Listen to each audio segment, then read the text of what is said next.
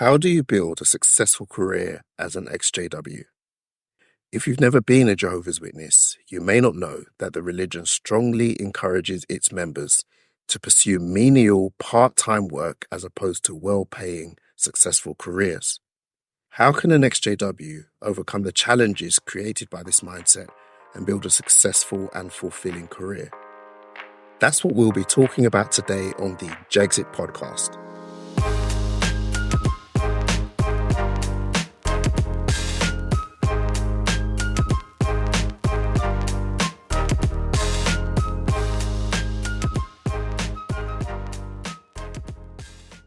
Hello and welcome to the ExJW podcast. I'm your host Riley, a former Jehovah's Witness who left the religion in 2019. Joining me today is Stephen Mather. Stephen is also a former Jehovah's Witness and someone who has been able to build and maintain a successful and fulfilling career as a trainer and organisational psychologist. Stephen, welcome to the show. How are you doing? I'm very well. Thank you, Riley. It's nice to be on your show. No, thank you. I remember when you started your podcast, I was the very first guest on your podcast. So it only feels right that you be the first guest on my new audio podcast. So thank you for joining me. Fabulous. That's right. I've forgotten about that. Well, it's a real pleasure. And I'm very excited to do this. Thanks for inviting me. So today we're going to be talking about how you build up a successful career after leaving the religion of Jehovah's Witnesses. Now, that's something that you yourself have done. You're someone who I admire greatly in your professional capacity. So I thought it would be great if we could have a conversation about that. Thank you very much. That's a very nice thing to say. I'm more than happy to talk about that. Yeah, happy to do that. First of all, could you just tell us a bit about your Jehovah's Witness background and how you left the religion? So my story, I've told it a few times now, so hopefully I don't bore everybody. But so I was raised as a Jehovah's Witness, third generation. I left when, I think a lot of people's leaving process isn't a nice, clean sort of date. So some people do, I suppose. I have heard of people that, left that meeting one day, put the bag in the boot of the car and said, that's it, I'm never going again. That must be brilliant, but that wasn't me. So it took me a few years to, I think, gradually leave and fade. So I was in my 30s, married with a baby, Celine. Obviously, I left because I didn't believe it. It was as simple as that. I found myself just not believing the doctrines. I'd had doubts for many years, but as soon as I gave myself permission to do my own research, as it were, I started to realize that it just wasn't true. These things were just not true, the things I was being taught. And so I left. And then at that point, of course, you're out into the big wide world. You have to think about all sorts of things, some trivial, I suppose, in relation to other things. But how do I continue to make a living? My living was, I was a window cleaner, and then I had another business that I'd started up treating lawns. So it was all very sort of manual labor type thing. And I knew I didn't really want to do that forever, but didn't really know what else to do. So lots of difficult thoughts, lots of confusion. What do I do? What am I here for? Meaning and purpose gone, and all of that. So lots of difficult decisions to make, I think, and that goes for anybody, I think, who leaves a high control group like Jehovah's Witnesses. Thanks for sharing that with us. So how did you decide what you wanted to do for work once you left the organization? I mean, it might sound like a bit of a strange question, but for those who aren't familiar with the Jehovah's Witness lifestyle, you're encouraged to have a job as opposed to having a career. Your career is being a full-time minister. Any employment that you have should supplement that. It should support you in that endeavor. So your job is to be a Jehovah's Witness, which is why you can't actually have a career. So, I mean, that is a really, really strange thing. It must sound ridiculous to somebody who's not familiar with the religion, but that honestly is how it is. So how did you change your mindset as regard those things and decide that you wanted to have a career, and how did you go about choosing what that would be? Yeah, so I mean, it's interesting, the word career. I don't know whether it was like this in your neck of the woods, but the society went through a period where they would talk about your pioneer career, so they tried to replace this idea of having a worldly career with having a pioneer career. Pioneering, for those listeners that don't know, is committing to a certain amount of hours, knocking on doors or preaching a month. For me, it was 90 hours when I was doing it. And so they talked about your career, but obviously when you leave, then that's no longer open to you if you even wanted it. Of course, I didn't. I really hated that part of my faith. I didn't enjoy the preaching work at all. I found it, it just didn't fulfill me in any way, and people didn't want to talk to you. It was just a waste of my time. So yeah, when I left, I was already married, so I wasn't pioneering anymore. I had responsibilities, but I'd already started a business doing these lawn treatments, which again, I didn't enjoy that, and a bit of window cleaning as well. So none of it was something I really enjoyed doing.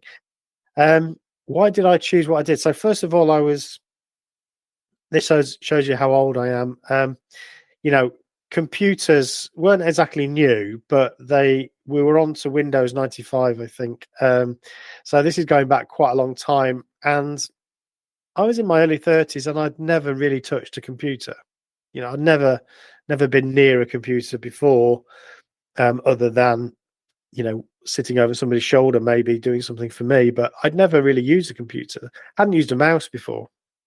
So, but I was always interested in it. It always felt exciting and interesting, and the future, and so that was something that I kind of wanted to get into. So I made the excuse that because we had this lawn business, we had to schedule customers in, and we had invoices to print and a bit of leafleting to do. So all this stuff, I thought, well, if I bought a computer, I could do this on the computer. So bought the computer and used that for a while to just do some basic stuff. I mean, I was so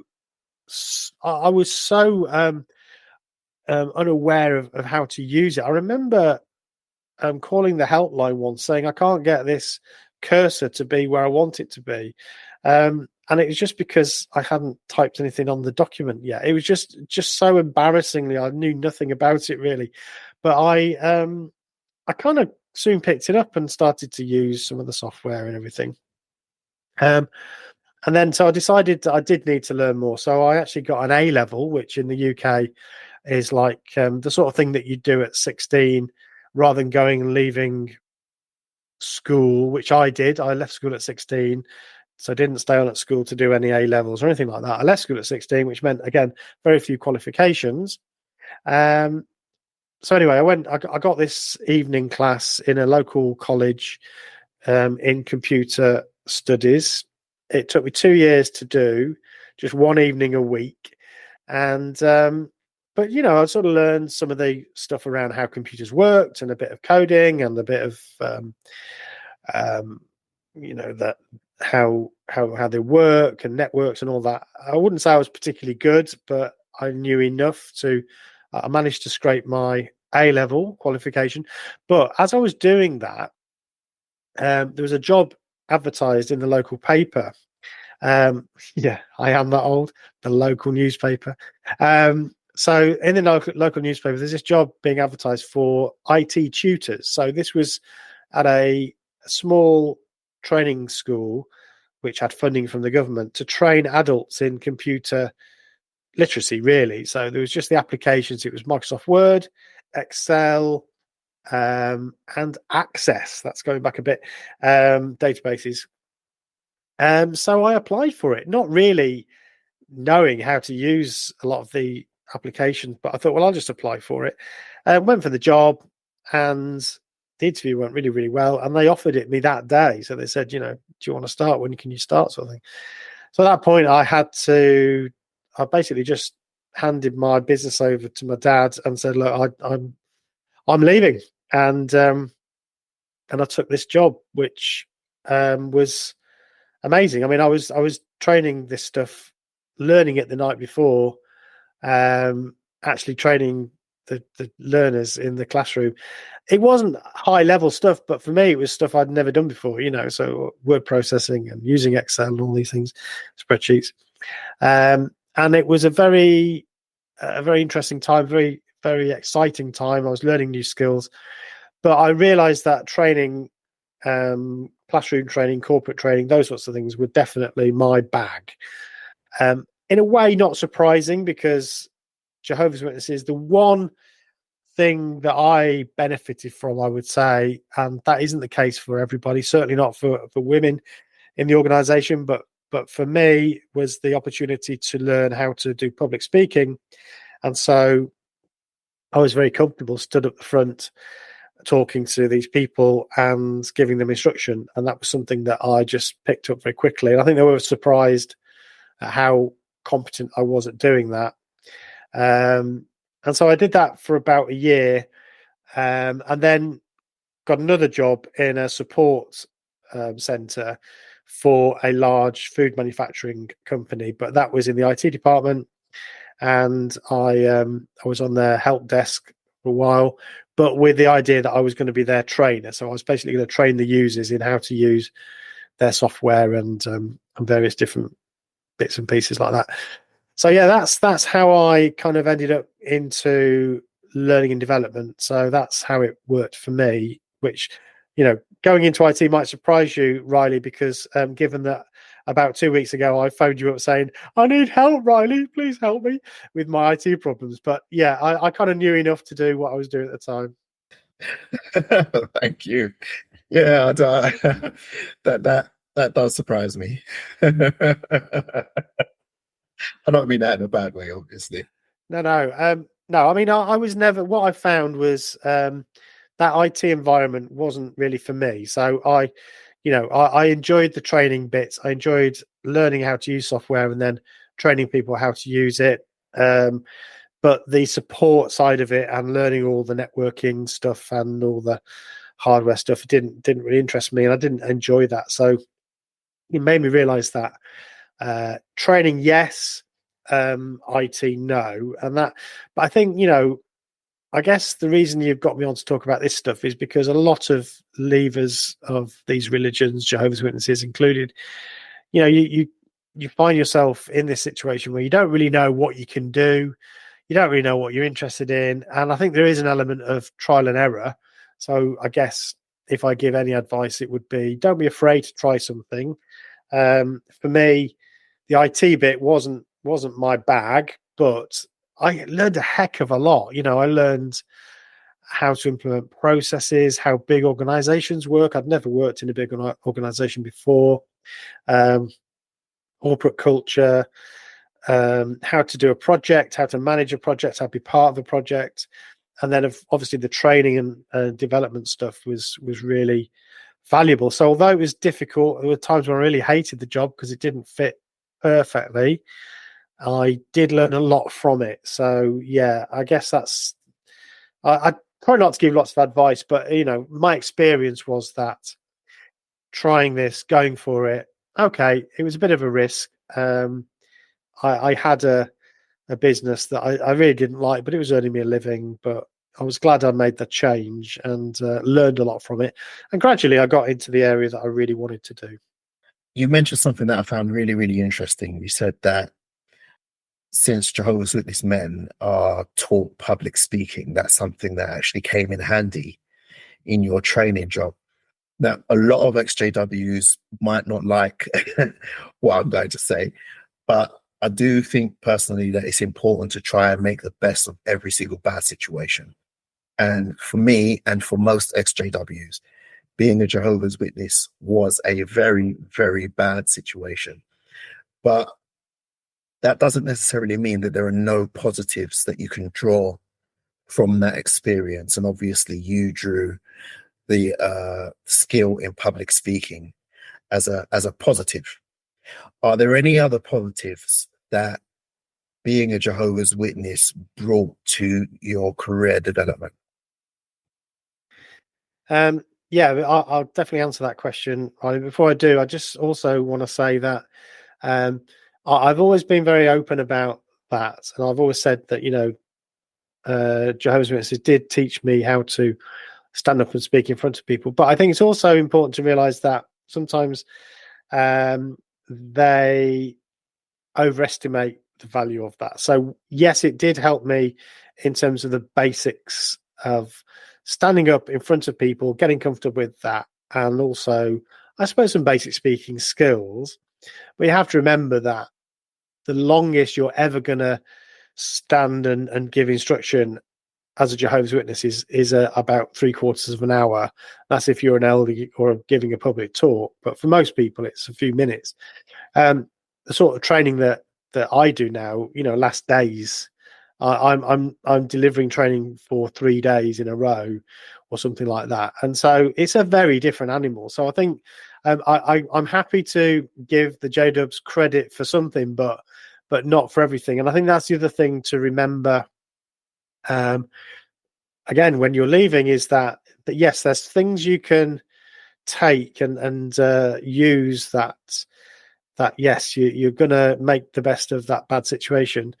But you don't have to be that forever, you know, grow and continue to develop your craft. And I see training as I absolutely love it. And I see it as a craft. I've been recently working with a consultancy, and their head honcho, you know, he does some training sometimes, but he said to me, I don't know whether you're allowed to swear on this podcast, Riley. I'm quoting him. He said, "I'm not a fucking trainer," you know. And I said to him, "Well, I understand that." I said, "But you know what? I am a fucking trainer. I absolutely love it. I love that that whole thing. I think it's where I feel most comfortable." And I would also say not all Jehovah's Witnesses did enjoy that part of it either. So for some, they hated giving talks or hated doing that stuff. I happen to have enjoyed it. But yeah, you have to build on it, and you have to continue to grow and develop your craft. So rather pompously, I like to think that I've done that, and that's been part of my journey. Other things, I guess there's certain elements that I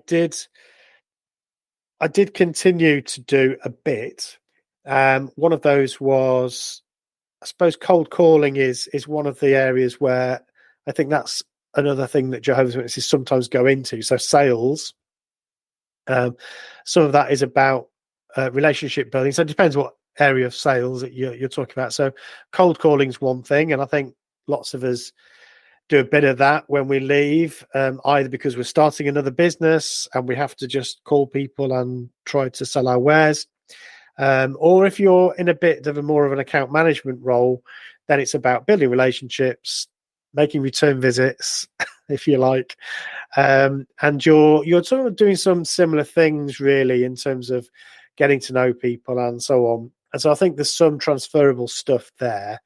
I've never been keen on cold calling, but I think the relationship building stuff and just being able to communicate with people effectively, I found that I was able to use some of those skills. So I think it's all around that side of things really that I would say I've taken, and I'm quite, you know, happy to do that. And I actually do a presentation skills course and a train the trainer course, which some businesses pay me to do, and I still talk about the 3 P's of pace, pitch, and power modulation. And I'm happy to use it. You know, it's there's some stuff there that, okay, that's quite good, that's quite useful, and I use some of that stuff. I don't see why I shouldn't. Absolutely. Actually, that reminds me of something that Bruce Lee said. Was it Bruce Lee? Was he the karate guy? Yeah, it may have been Bruce Lee, or maybe I'm getting mixed up with someone else. But basically, when learning different martial arts skills, it's about taking what is useful and discarding the rest, and then developing like a mixed martial art combat style based on the best parts of everything you've learned. Yeah, and I think that's getting a bit geeky on the old learning and development stuff, that is actually part of the process that we go through when we learn something. It's called synthesis. So we take what we've learned in the early days. We're essentially mimicking it, or we're just repeating it. But then as we become more comfortable with it, we start to adapt it to our use, and we then integrate it with other things that we can bolt on. So that's part of that learning process. And that's, also, I suppose, one of the things that being a Jehovah's Witness really, it limits you to being able to do a lot of that stuff, because you are so controlled. I remember one of the, I don't know why I still remember this, but I do remember in one of the service meetings, I think it may have been at an assembly actually, or in a watchtower. But anyway, it was somewhere where they talked about, maybe you have your own way of doing things. Maybe your way is very successful, but have you considered doing it the way that the organization shows you to do it? Because that will help set an example for other people. And that's such a good example of the suppression of your autonomy that you get in Jehovah's Witnesses and other high control groups. So even though you might be really successful on the ministry, even though you might get lots of return visits and Bible studies, if you're not doing it the way that they want you to, then they're not really keen on that. They want you to do it their way, so that everybody's a kind of clone of each other. And that's the antithesis really of self-development and developing your skills and learning how to build upon what you've learned. So you're always pretty much hemmed in, you're held back, limited options. As we've said many times, especially if you happen to be a woman in the organization, so limited what you can do. But even men are limited, really. You're basically just penned in by what you're allowed to do. So, yeah, that's one of the joys when you leave, is you have all these opportunities. And I guess amidst all the fear and worry and anxiety that you're going through, it's important not to forget that in a way, this is the freest you'll ever be, because you've got all this ahead of you now, and you can pretty much not do what you like, because you may well have responsibilities, but you've got a lot more freedom, I would say. I'm trying to be positive about the experience, but, I think there is something there to be positive about. Boy, oh boy, oh boy. The lack of autonomy. I could speak about that subject for days without interruption, because of all the things I disliked about being a Jehovah's Witness, that's the thing that hits me the hardest. The lack of autonomy. Doing everything their way, their prescribed way. What it actually reminds me of, it reminds me of being part of a franchise, where head office says, okay, you've got to have these things on the menu, and you have to have this particular logo, and the things have to be set out in this particular order, and you've got to follow this process to the letter. And that's exactly what it's like. I mean, the organization, the way it's structured, is very, very comparable to a corporate business where the congregations are like branches of a franchise. Yeah, it's very interesting, actually. In a way, I think it used to be even more like that, and that, at least with a franchise, you've got a bit of freedom. So you've got limits to what you can do. So if you run Burger King, you've got to have their menu, of course. You've got to have their livery, their logos everywhere, and everything has got to be Burger King. But they kind of leave it up to you, so long as you're representing Burger King in the way they want you to. I feel almost like Jehovah's Witnesses have it's almost like when the franchise decides to bring everything in house again, and essentially buy all the franchises out, and then they're running it again. Control freakery, really. And obviously, I've not been in Jehovah's Witnesses for a long time, but the way the congregations are run, for instance, the Kingdom Halls used to be essentially run by the local congregation, and it was more than one congregation there. They have to cooperate together, but they pretty much decided how things were going to be done. They had to go to the meetings every week, same time, or at least, options, but Watchtower every week, book study every week, service meeting every week, and so on. But the way the Kingdom Hall was maintained and cleaned and all of that was really left up to the organisation, and the local brothers paid for it and paid for the upkeep. And that all changed, obviously, and so now it is very much all controlled from the centre. So yeah, it's it's all the bad things about being a franchise and none of the good, I think. Is my analysis for what it's worth. So we've spoken about the positives that you can draw from your experience as a Jehovah's Witness and how you can bring those things into your career. What about the negatives? Are there any challenges that you face or you have faced in your career as a result of being a Jehovah's Witness for so long? Right. Okay. How long have you got, Riley? Yeah. So of course, lots of difficulties. I think the first one is just acclimatizing yourself to this new world, really, and all the other stuff that goes along with it. So even things like making friends. A lot of people have friends at work. That's how you make friends most of the time. And so making friends, that's like, for me, as a born-in Jehovah's Witness, I struggle to know how to do that in the world. How do I make friends and keep those friends? So, and that affects your working day, because these people that you're working with, you're trying to be friends with them, but you don't quite know how to do it. So it's a bit awkward. And we spoke on our podcast when we had that panel about the difficulty of making friends and everything. And I think that is one of the challenges that I certainly experienced. Also, you're going through kind of crisis of meaning and purpose, So for me, I think I sunk a lot of what I'd lost through meaning and purpose in the organisation as a Jehovah's Witness. I sunk that into my career. So, I was always my family was always going to be the priority, but what's left was now I didn't know what to do with it. And it was career for me. So it was all about trying to progress. I think there was a little bit of trying to prove to my family and other Jehovah's Witnesses, I don't need you. I can be a success. So there's a bit of that there, which actually doesn't help you very much.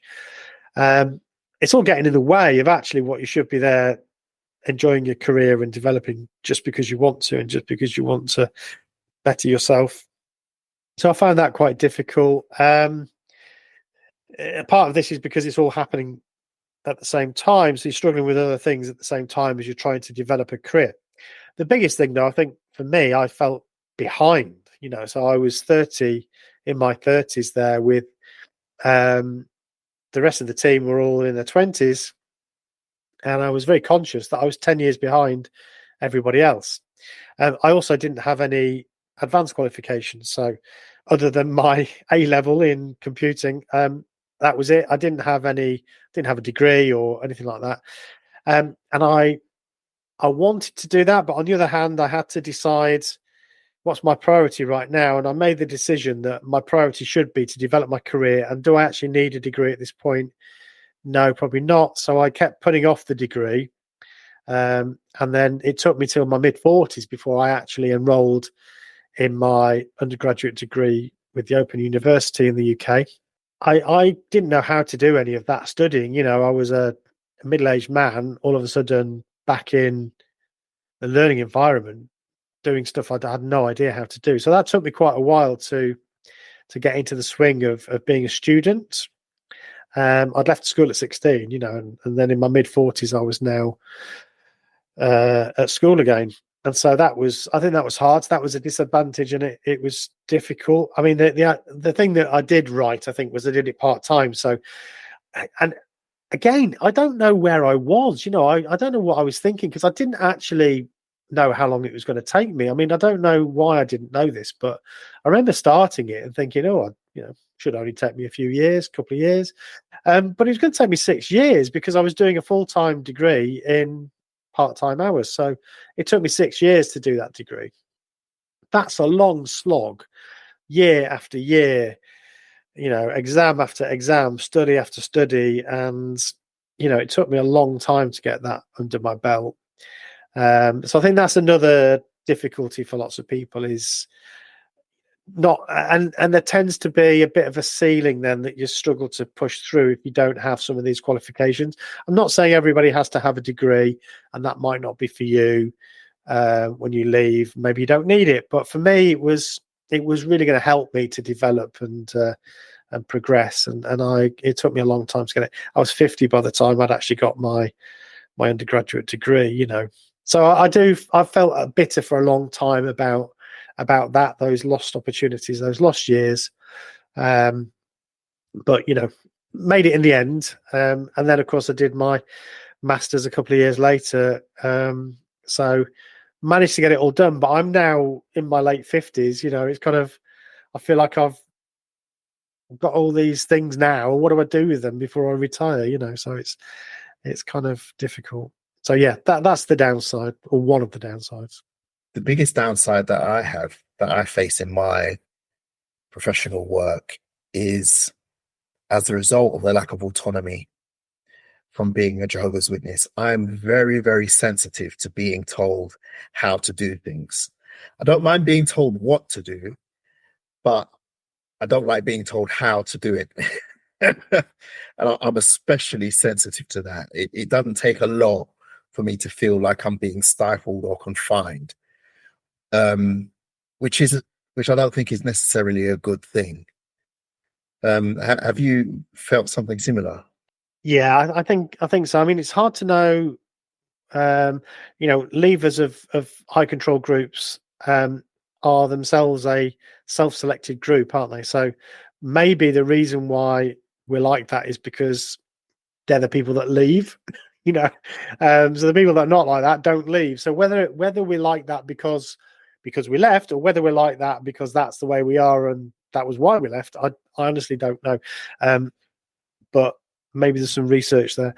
Yeah, I definitely feel that. I was, I suppose the other thing that is kind of related to this is I think I was a real pain in the arse, really, to my manager. Partly because of that, I didn't like being told what to do. I didn't like being squeezed into a role where I was told what I needed to do and how I needed to do it. That's why I like the training so much, because I was left alone there and I had lots of autonomy. I developed the program. I decided how it was done. People enjoyed it. People got a lot out of it. They benefited great. But on the help desk, you had to answer the phone in a certain way. You had to log the call in a certain way. You had to escalate it in a certain way. So it was all done. It was all a script, really, that you had to follow. And I hated that. So, yeah, I think you're right. There's a real... maybe it is because you were controlled so much for so long that you really don't want to be controlled again. And I was pretty, I think, really difficult for my manager. He was actually quite a young manager, and I think she struggled to manage me. I don't think she knew how to handle me. I wasn't very cooperative. And as I say, I'm not proud of that, because I've learned now over the years, and with obviously my own development, I've learned much better ways of handling conflict and when I don't want to do something, or if I want to negotiate something, I feel like I'm much better at that. I've learned how to be assertive as opposed to aggressive. These are things that I now train my learners in, and I'm happy to admit my own mistakes in this area. I think that is kind of good to be able to do that. But I do feel it's because I didn't really have much. I didn't have any training in that. As a Jehovah's Witness, all you need to do is just do what you're told and be obedient to those taking the lead amongst you. When you cast that aside, then where's your model? Where's your structure for how you interact with people? You know that you don't have to obey them because you've dumped that.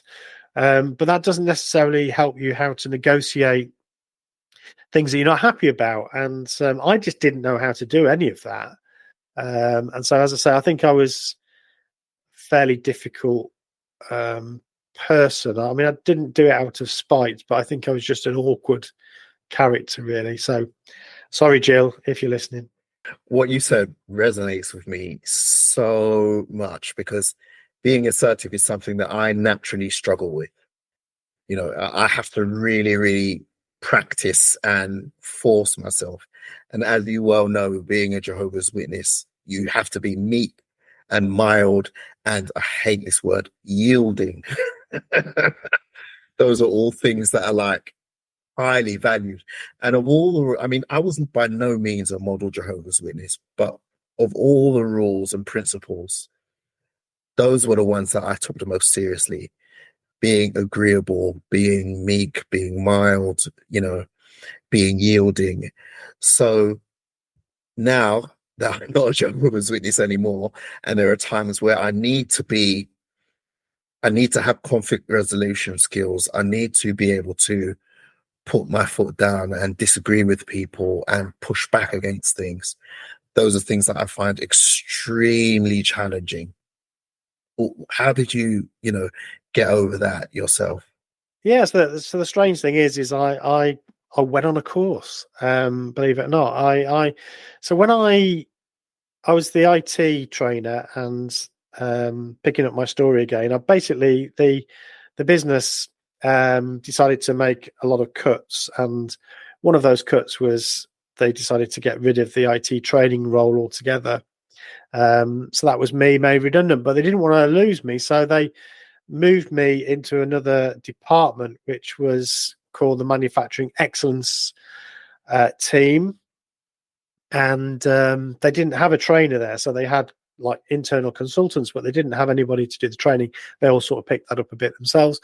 Anyway, so that became my role, and I saw that as like massive opportunity, and it was, so another bit of advice, I suppose, if you have these opportunities, which I think don't come that often, but when they do, grab them with both hands. That was my opportunity to really develop myself. So I ended up going into that team, but what they did is they did management training and lean manufacturing type training, but none of that was delivered in-house. They had a contractor that came in and just delivered those as a service, but the course was developed in-house. Anyway, bit boring, but the point was the training courses, I was going to be delivering them, or at least I was going to be managing them. I ended up delivering them, but the first thing I had to do, of course, is go on the training course myself. And this first one that I went on was basically a 5-day course in leadership and management. And the trainer there introduced to me this idea called assertiveness. I'd never kind of understood what that meant before, as opposed to passive behavior or aggressive behavior. And you know what? It was like, I hate to say it, but it was a road to Damascus moment.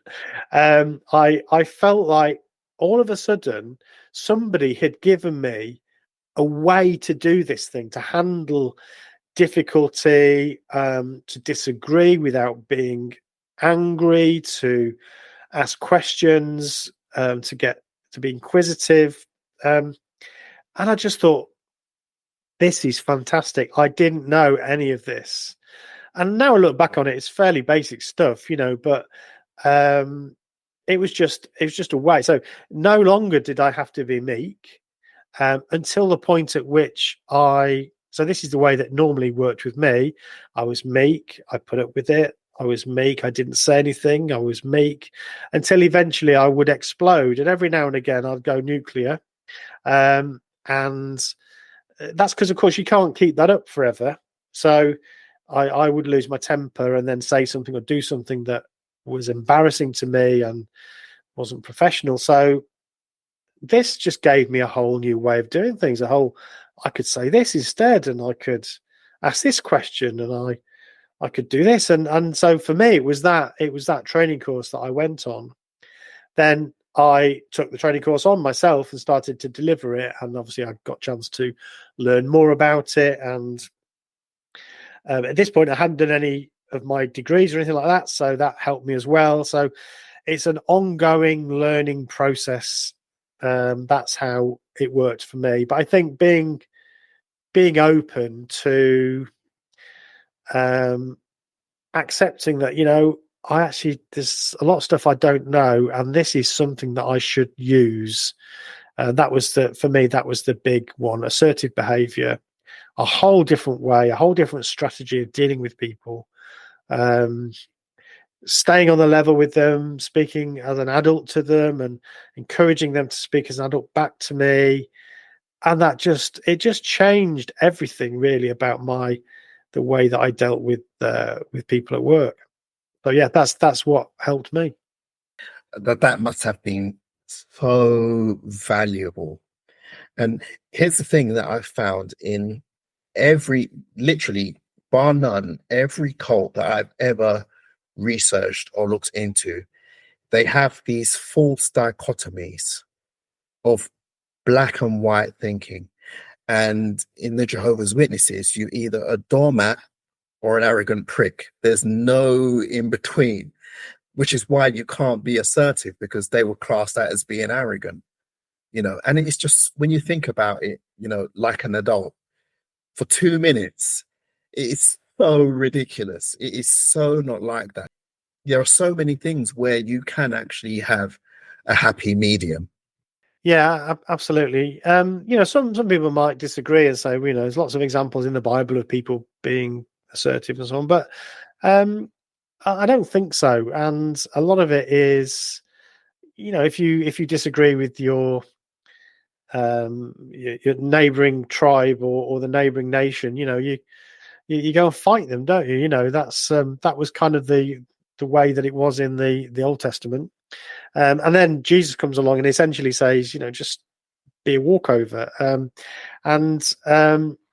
Again, I'm sure many people will disagree with what I've just said, but that's the message that I think we got from the organization. But of course, you didn't always see that. So when you started to get more, I suppose, behind the curtain, so as a ministerial servant, I'd do things, and then got heavily involved in building works and so on. And then you start to see some of the behavior of elders and others with responsibility. Actually, you do see some pretty unpleasant behavior in those situations, but there's nothing structured. So for me, it was that structure. It was understanding how to do it, and I just learned from that. It was brilliant. Yeah. I ran a poll on Twitter recently. It wasn't anything to do with this, but there was one comment on that poll from someone who used to be an elder. And it just made me think that if I ever did reach the lofty heights of being an appointed man in a Jehovah's Witness, which I didn't, I think it would have woken me up almost immediately. Like, as you said, seeing behind the curtain and seeing the way how things work. I don't think I could have been exposed to that and still thought that it was the truth. A bit like, you're going to like this reference, a bit like Neo in the Matrix when he's in the hallway and he sees the code, he sees how everything works. You can't go back to thinking that is the real world after seeing all of that. Yeah, it's interesting. I heard you talk about this. I don't know whether the listeners have heard that episode that you've done, but I heard you talk about that yourself, and I thought about that a lot and wondered, because I did see some things. I was never an elder, but I did see some things, and I'd also I won't get into how, but through family connections, I'd sort of witnessed behind the scenes a bit. And I think it's sometimes easy to underestimate the ability to manage your cognitive dissonance at times, so you're always able to justify this by saying, well, these are imperfect men, and we don't expect them to be perfect, but ultimately Jehovah sorts it all out. And that's again, this is a very passive attitude that you're meant to take. So what here's a good example of something that I now feel comfortable doing that I would never have done as a Jehovah's Witness. So if an elder gives you some counsel that is completely inappropriate, you're supposed to just take that and say, thank you very much, brother.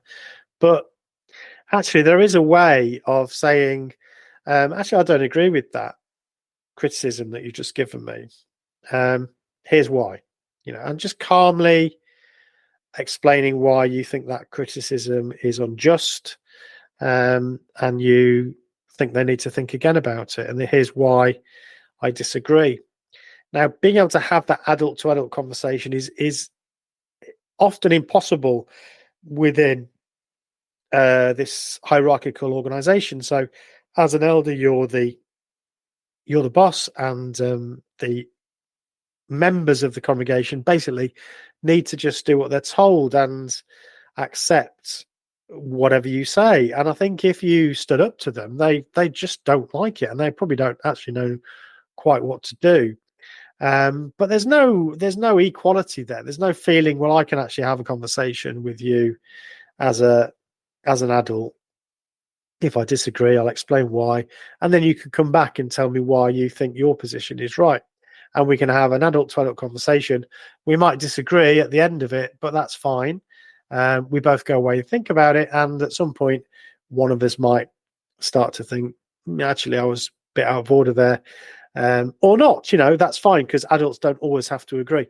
And that sort of grown up conversation, by the way, it's something that not just Jehovah's Witnesses struggle with, which is why I train it on my courses, because it is still something in organizations that people struggle with, often because of the hierarchical nature and the power differentials that you have. But certainly you have you don't have the opportunity to be grown-ups, I don't think, talking to each other in that sort of organization.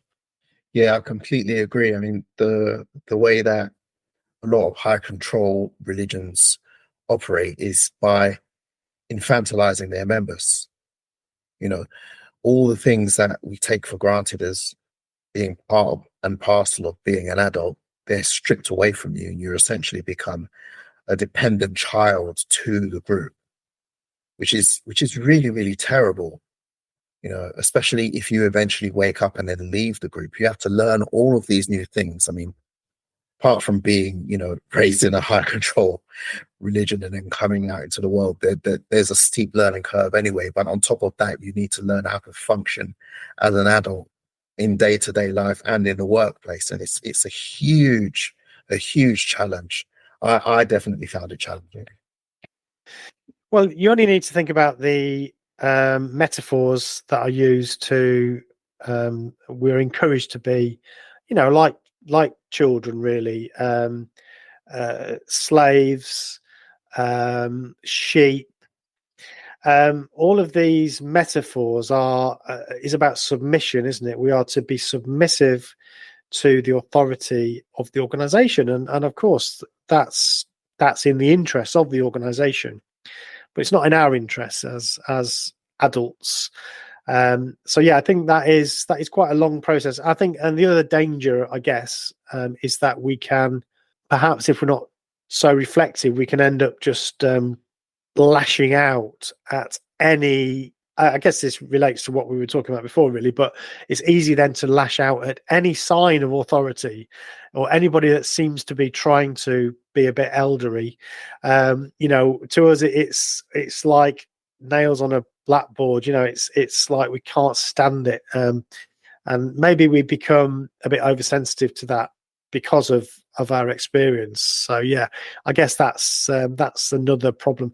Then I guess we don't come across that great. It might be better to learn some of these skills. So that, for me, that was really useful. I'm not saying I get it right all the time though, Riley. So everybody slips up from time to time, don't they? So everybody has their moments, but I think, yeah, that hard work definitely was useful for me. That's great. I mean, I'm connected with you on LinkedIn, and so I get to see a lot of your business related posts. And like I said at the start of our episode today that I really do admire, how you built your career and what you do professionally. And it shows, me knowing your background, that you've overcome a lot of hurdles to get where you are today. So, final question. What advice would you give to someone who's recently or just coming out of the Jehovah's Witness religion, has no idea that they want a career, they want to develop themselves professionally, but they have no idea what to do or go about it? What would you tell them? Yeah, I knew you were going to ask me this question. So I was thinking about it before we started. So I think the first thing is to not panic. So, like I did, I felt I was behind. And of course, some people come out a lot later than in their 30s. They might think you're in your 40s or at least late 30s, and others might be even older. So, of course, there is no doubt that that's going to have some impact upon career paths, but it doesn't mean that all is lost. So first of all, I feel it's really important not to panic, and I wish I hadn't have panicked. I felt that the panic element made me more difficult as a person, increased my anxiety, and I wasn't happy as I should have been, really, doing what I was doing. So that's from personal experience. Don't panic.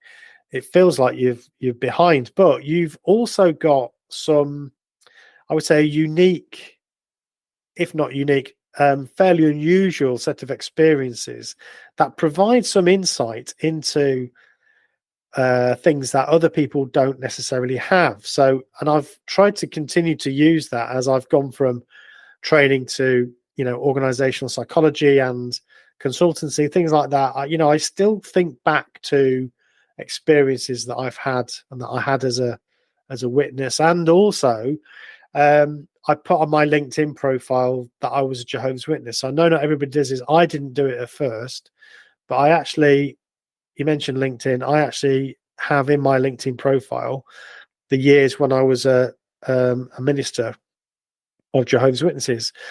And I've put that in because I want to emphasize the fact that I'm somebody that is willing to make a change, and it is the biggest change of my life.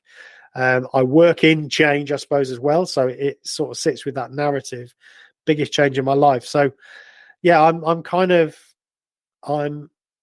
say I'm grateful to that. As you said before, it's horrible. I wish it hadn't have happened, but it does give you some fairly unusual insights into people, into psychology, into the way that people think. And Jehovah's Witnesses is an organization. So, you've seen one organization up very close. So my first point then, don't panic. You've also got some stuff that others don't have. You've got some life experience that others don't, some skills, some experience that others don't have.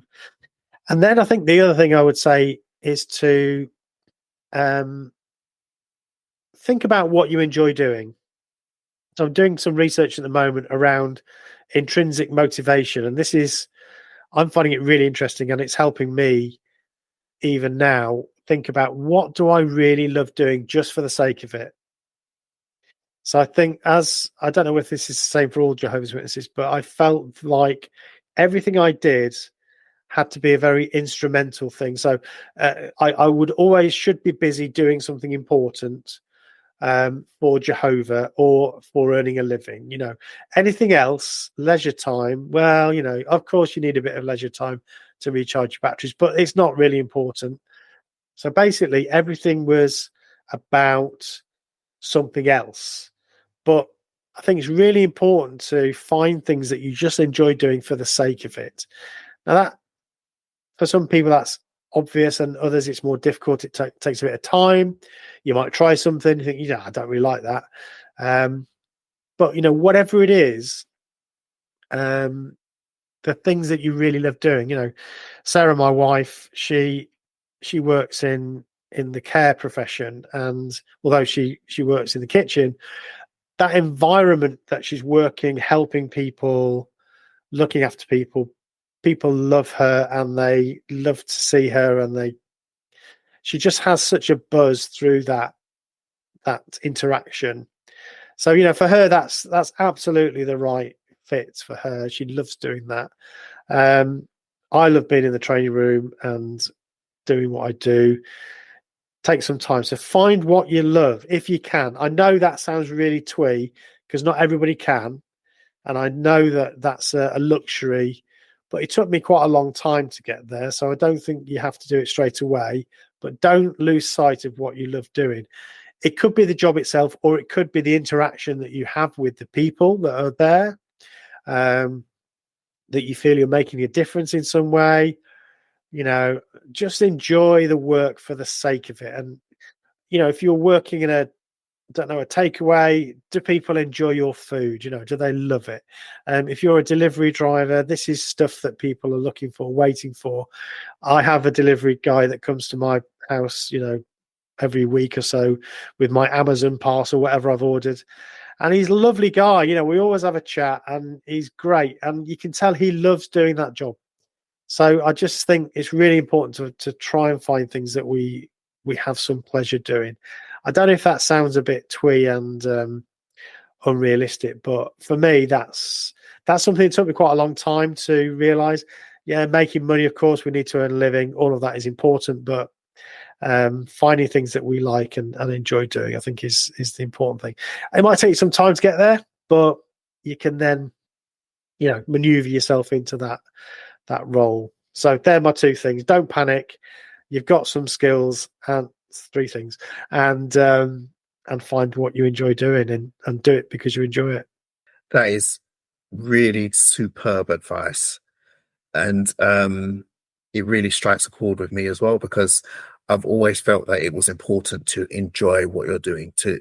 We spend so much time working. If you're working full time, it's like the majority of your day.